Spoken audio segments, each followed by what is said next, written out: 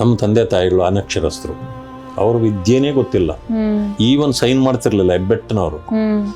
ಆದರೆ ಎಲ್ಲೋ ಒಂದು ಕಡೆ ನೋವೇನಂತಂದ್ರೆ, ನನ್ನ ತಂದೆ ತಾಯಿ ಇದ್ದಿದ್ರೆ ಅನಕ್ಷರಸ್ಥರು ನಮ್ಮನ್ನ ಈ ಅಕ್ಷರಸ್ಥರನ್ನಾಗಿ ಮಾಡಿ ಈ ಮಟ್ಟಕ್ಕೆ ನಮ್ಮನ್ನು ನೋಡೋ ಭಾಗ್ಯ ಅವ್ರಿಗಿಲ್ವಲ್ಲ ಅಂತ. ಒಂದು 20-25 ವರ್ಷ ಹಿಂದೆ ಏನಾದರೂ ನಾನು ಇಷ್ಟು ಮಟ್ಟಕ್ಕೆ ಬಂದಿದ್ದಿದ್ರೆ ನಿಜವಾಗ್ಲೂ ಅವ್ರು ಇರ್ತಿದ್ರು, ಖುಷಿ ಪಡ್ತಿದ್ರು. ಬಟ್ ಅವ್ರಿಗೆ ಆ ಒಂದು ಸಂತೋಷ ಕೊಡ್ಲಿಕ್ಕೆ ನಮ್ಗೆ ಆಗ್ಲಿಲ್ವಲ್ಲ ಅನ್ನೋ ಒಂದು ಕೊರಗು ನಮಗೂ ಕೂಡ ಇದ್ದೇ ಇರ್ತದೆ. ಓಕೆ, ಹಾಗಾದ್ರೆ ಕಾಂಗ್ರೆಸ್ ಅಲ್ಲಿ ಇರ್ಲಿಲ್ವಾ ಸುಭದ್ರವಾಗಿ ದೇಶ? ರಾಜಕಾರಣ ಮಾಡಬೇಕು, ಅಧಿಕಾರ ಹಿಡಿಬೇಕು ಅಷ್ಟೇ ಅವ್ರ ಭದ್ರ. ದೇಶ ಚಿಂತನೆ ಇಲ್ಲ. ಮೋದಿ ದೇಶನೇ ಮಾರಿಬಿಟ್ಟಿದ್ದಾನೆ ಅಂತಾರೆ.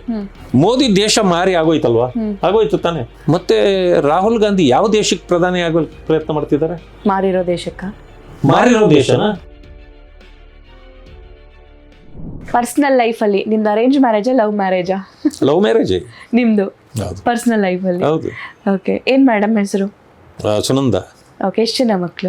ನನಗೆ 3 ಜನ ಮಕ್ಕಳು. ಏನ್ ಮಾಡ್ತಾರೆ ಸರ್? ಸೊ 2 ಗಂಡು ಮಕ್ಕಳು, 1 ಹೆಣ್ಮಗು. ಅವೆಲ್ಲ ಸೆಟ್ಲ್ ಆಗಿದ್ದಾರೆ. 2 ಮದುವೆಗಳಾಗಿದೆ. ಹೆಣ್ಮಗು ಮಾತ್ರ ಆಗಬೇಕು. ಆಕೆ ಇನ್ನೂ ಫೈನಲ್ ಇದರಲ್ಲಿ ಓದ್ತಾ ಇದ್ದಾಳೆ ಅಷ್ಟೇ. ಸೊ ನಿಮ್ಮ ಆರಂಭದ ರಾಜಕೀಯ ಹೇಗಿತ್ತು ಆ ದಿನಗಳು? ಅದನ್ನ ಸ್ಮರಿಸೋದಾದ್ರೆ 1-2 ಘಟನೆ ಹಂಚ್ಕೊಳ್ಳೋದಾದ್ರೆ? ಬಹಳ ಕಷ್ಟದ ದಿನಗಳು. ನಾವು ತೆವಳುತ್ತಾ ಬಂದವರು, ಹೆಲಿಕಾಪ್ಟರ್ ಫ್ಲೈಟಲ್ಲಿ ಬಂದವರಲ್ಲ. ತೆವಳಿಕೊಂಡು ಯಾಕಂತಂದ್ರೆ ನಮ್ಮ ತಂದೆ ತಾಯಿಗಳು ಅನಕ್ಷರಸ್ಥರು, ಅವ್ರ ವಿದ್ಯೆನೇ ಗೊತ್ತಿಲ್ಲ, ಈವನ್ ಸೈನ್ ಮಾಡ್ತಿರ್ಲಿಲ್ಲ ಹೆಬ್ಬೆಟ್ಟನವರು.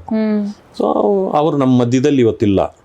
ಆದರೆ ನಮ್ಮನ್ನು ಈ ಎತ್ತರದಲ್ಲಿ ನಮಗನ್ಸುತ್ತೆ, ಈಗ ನಾವು ನೆನೆಸ್ಕೊಂಡಾಗ ನಮಗೆ ದುಃಖ ಆಗತ್ತೆ. ನಮ್ಮನ್ನು ಈ ಎತ್ತರಕ್ಕೆ ನಾವು ಬೆಳೆದ್ವಿ, ಆದರೆ ನನ್ನ ಮಕ್ಕಳು ಈ ಮಟ್ಟಕ್ಕೆ ಬರ್ತಾರಾ ಇಲ್ವಾ ಅನ್ನೋ ಭಾವನೆ ಅವ್ರಿಗೂ ಇರಲ್ಲ. ಯಾಕಂತಂದ್ರೆ ಕೂಲಿ ಮಾಡೋರ ಮಕ್ಕಳು ಅವ್ರ ತಂದೆ ತಾಯಿ ಏನು ಅನ್ಕೊಳ್ತಾರೆ, ಮಕ್ಕಳನ್ನ ನನ್ನ ಮುಪ್ಪಿನ ಕಾಲದಲ್ಲಿ ಕೂಲಿ ಮಾಡಿ ಆದರೂ ನಮಗೂ ಒಂದಷ್ಟು ಸಾಕ್ಬೋದು ಅಂತ ಅನ್ಕೊಂಡಿರ್ತಾರೆ. ಆದರೆ ಕೂಲಿ ಮಾಡೋದಕ್ಕಿಂತ ಹೆಚ್ಚಿಗೆ ನಾವು ಒಂದು ಸಮಾಜವನ್ನು ಅರಿತು ಬೆಳೆದಿವಲ್ಲ, ಸೊ ಆ ಒಂದು ಖುಷಿ ನಮಗಿರ್ತದೆ. ಆದರೆ ಎಲ್ಲೋ ಒಂದು ಕಡೆ ನೋವೇನಂತಂದ್ರೆ, ನನ್ನ ತಂದೆ ತಾಯಿ ಇದ್ದಿದ್ರೆ ಅನಕ್ಷರಸ್ಥರು ನಮ್ಮನ್ನ ಈ ಅಕ್ಷರಸ್ಥರನ್ನಾಗಿ ಮಾಡಿ ಈ ಮಟ್ಟಕ್ಕೆ ನಮ್ಮನ್ನು ನೋಡೋ ಭಾಗ್ಯ ಅವ್ರಿಗಿಲ್ವಲ್ಲ ಅಂತ. ಯಾಕೆಂದ್ರೆ ಬಹುಶಃ ಒಂದು 25-30 ವರ್ಷದ, ನಾನು 47 ವರ್ಷ ಆಗ್ತಾ ಇದೆ ನಾನು ರಾಜಕೀಯದ ಪೊಲಿಟಿಕಲ್ ಜರ್ನಿ. ಒಂದು 20-25 ವರ್ಷ ಹಿಂದೆ ಏನಾದರೂ ನಾನು ಇಷ್ಟು ಮಟ್ಟಕ್ಕೆ ಬಂದಿದ್ದಿದ್ರೆ ನಿಜವಾಗ್ಲೂ ಅವ್ರು ಇರ್ತಿದ್ರು, ಖುಷಿ ಪಡ್ತಿದ್ರು. ಬಟ್ ಅವ್ರಿಗೆ ಆ ಒಂದು ಸಂತೋಷ ಕೊಡ್ಲಿಕ್ಕೆ ನಮ್ಗೆ ಆಗ್ಲಿಲ್ವಲ್ಲ ಅನ್ನೋ ಒಂದು ಕೊರಗು ನಮಗೂ ಕೂಡ ಇದ್ದೇ ಇರ್ತದೆ. ಹೇಗೆ ಬಂತು ಆಹ್ವಾನ ಬಿಜೆಪಿಗೆ? ಎಲ್ಲ ಆಹ್ವಾನ ಅಂತ ಅನಿಸ್ಲಿಲ್ಲ ನನಗದು. ನನಗೆ ಅದು ನಾನು ಹೇಳಿದಲ್ಲ, ತಾಳ್ಮೆ ಕಟ್ಟೆ ಒಡೆದೋಗಿತ್ತು. ನಾನು ಎಲ್ಲಾದರೂ ಒಂದು ಈ ಕಾಂಗ್ರೆಸ್ ಅಂತೂ ಬಿಡಲೇಬೇಕು, ಬಿಟ್ಟ ಮೇಲೆ ಬೇಡ ರಾಜಕಾರಣ ಮಾಡೋದು ಬೇಡ ಅಂತ ಅನಿಸುತ್ತು. ಅನ್ನಿಸ್ದಾಗ ನಾನು ಅಂದ್ಕೊಂಡೆ, ಸೊ ಬೇರೆ ನನ್ನ ಕೆಲವು ಸ್ನೇಹಿತರು ಹಂಗೆಲ್ಲ ಮಾಡಿದ್ರೆ ಹೇಗೆ, ನಿಮ್ಗೆ ಇದು ಇಲ್ಲ ಅಂತಂತಂದರೆ ಜನತಾದಳ BJP ಸೇರಿ. ನಾನು ಜನತಾದಳ ಆಪ್ಟ್ ಮಾಡಲಿಲ್ಲ. ಯಾಕೆ ಅಂತಂದರೆ ಅದು ನ್ಯಾಷನಲ್ ಪಾರ್ಟಿ ಅಲ್ಲ, ಸೊ ರೀಜನಲ್ ಪಾರ್ಟಿ. ಅಲ್ಲೂ ಕೂಡ ಎಲ್ಲಿ ಹೋದರೂ ಅದೊಂದು ಇದಕ್ಕೆ ಸೀಮಿತವಾಗಿರ್ತದೆ. ರಾಷ್ಟ್ರೀಯ ಚಿಂತೆ ಇರ್ತಕ್ಕಂಥ ಇದಕ್ಕೆ ಹೋಗ್ಬೇಕು ಅನ್ನೋದು ಆ ಕಾರಣದಿಂದ ನಾನು ಎಂಥದ್ದೇ ಆಗಿರಲಿ BJPಯನ್ನು ಶೋಧನೆ ಮಾಡಿ ನೋಡಬೇಕು ಅಂದ್ಕೊಂಡು ಬಂದೆ. ಇಲ್ಲಿ ಶೋಧಿಸ್ಲಿಕ್ಕೆ ಏನಿಲ್ಲ. ಇವತ್ತು ಎಲ್ಲ ರಾಜಕೀಯ ಪಕ್ಷಗಳಿಗಿಂತ ಉತ್ತಮ ರಾಜಕೀಯ ಪಕ್ಷ, ದೇಶದ ಬಗ್ಗೆ ರಾಷ್ಟ್ರದ ಚಿಂತನೆ ಇರತಕ್ಕಂಥ ಒಂದು ಪಕ್ಷ. ಇವತ್ತು ದೇಶ ಸುಭದ್ರವಾಗಿರ್ಬೇಕಂದ್ರೆ ಇಂಥ ಒಂದು ಪಕ್ಷನೇ ಬೇಕು. ಓಕೆ, ಹಾಗಾದ್ರೆ ಕಾಂಗ್ರೆಸ್ ಅಲ್ಲಿ ಇರ್ಲಿಲ್ವಾ ಸುಭದ್ರವಾಗಿ ದೇಶ? ಸುಭದ್ರ ಯಾವ್ದಿತ್ತು? ರಾಜಕಾರಣ ಮಾಡಬೇಕು, ಅಧಿಕಾರ ಹಿಡಿಬೇಕು ಅಷ್ಟೇ ಅವ್ರ ಭದ್ರ ಸುಭದ್ರ. ದೇಶ ಚಿಂತನೆ ಇಲ್ಲ. ನೋಡಿ, ಮಾತಾಡಿದ್ರೆ ಇವತ್ತು ಏನು ಹೇಳ್ತಾರೆ ಅವರು? ಅಧಿಕಾರ ಇಲ್ಲ, ಅದಕ್ಕಾಗಿ ಏನೇನು ಬೇಕಾದ್ರೂ ಮಾಡ್ತಾ ಇದ್ದಾರೆ. ದೇಶದಲ್ಲಿ ಎಲ್ಲಿ ಪರಿಸ್ಥಿತಿ ಇದೆಯೋ ಇವತ್ತು ಹೇಳ್ತಾರೆ ಅವ್ರ ಕಡೆಯವರು. ಮೋದಿ ದೇಶನೇ ಮಾರಿಬಿಟ್ಟಿದ್ದಾನೆ ಅಂತಾರೆ. ಮೋದಿ ದೇಶ ಮಾರಿ ಆಗೋಯ್ತಲ್ವಾ? ಆಗೋಯ್ತು ತಾನೆ. ಮತ್ತೆ ರಾಹುಲ್ ಗಾಂಧಿ ಯಾವ ದೇಶಕ್ಕೆ ಪ್ರಧಾನಿ ಆಗೋ ಪ್ರಯತ್ನ ಮಾಡ್ತಿದ್ದಾರೆ? ಮಾರಿರೋ ದೇಶಕ್ಕ. ಮಾರಿರೋ ದೇಶನ? ಎಲ್ಲಿದೆ ಅದು ದೇಶ? ಯಾರು ಕೊಂಡ್ಕೊಂಡಿದ್ದಾರೆ? ದೇಶನೇ ಮಾರಿಬಿಟ್ಟಿದ್ದಾರೆ ಅಂತಾರೆ. ಹಾಗಾದ್ರೆ ಅದಾನಿ, ಅಂಬಾನಿ ಇವೆಲ್ಲ ಸುಳ್ಳ? ಅದಾನಿ ಒಬ್ಬ ಬಿಸ್ನೆಸ್ ಮೆನ್, ಓಕೆ. ಅಂಬಾನಿ ಒಬ್ಬ ಬಿಸ್ನೆಸ್ ಮೆನ್.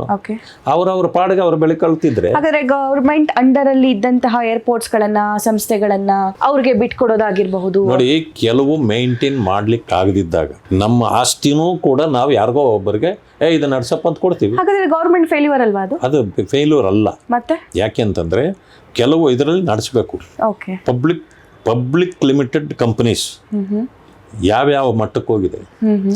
ಆಯಿತು, ITI ಅಂದರೆ ದೇಶದಲ್ಲಿ ಒಂದು ದೊಡ್ಡ ಹೆಸರು. ಹೌದು. ಕಾಂಗ್ರೆಸ್ಸೇ ತಂದಿದ್ದಲ್ವಾ. ಏನಾಯ್ತು ಅದರ ಪರಿಸ್ಥಿತಿ? ಯಾಕೆ ನಡೆಸಲಿಲ್ಲ? ಅವ್ರು ಬಿಟ್ಬಿಟ್ರು. ಅವ್ರ ಕಾಲದಲ್ಲಿ ಆಗಿರೋದು ಅವೆಲ್ಲ, ನಮ್ಮ ಕಾಲದಲ್ಲ. HAL ಹೊರಟೋಗ್ಬೇಕಾಗಿತ್ತು, ಉಳ್ಕೊಳ್ತು ಮೋದಿಯವರ ಕಾರಣದಿಂದ.